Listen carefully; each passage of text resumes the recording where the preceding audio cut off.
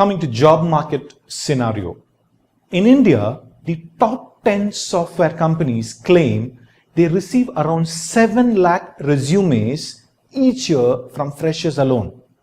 It's a known fact that these companies do not have the resources, the required manpower to go through the details of each and every resume.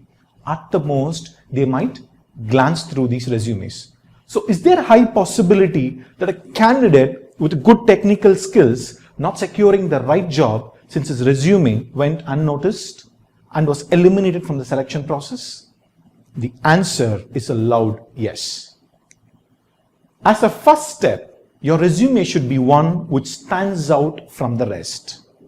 Is it only about the format and the content, or does the aspects like the font and the spacing also matter?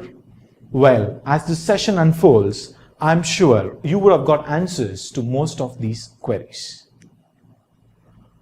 A good and a well-written resume makes you stand out among several thousands of applicants. The first step in creating your elusive resume is to understand who the real you are.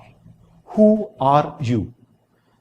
I think the objective of your resume is to let the interviewer know who is the real you.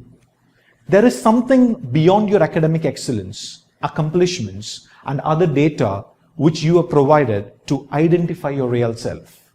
Do you know who you really are? Have you done this exercise sincerely?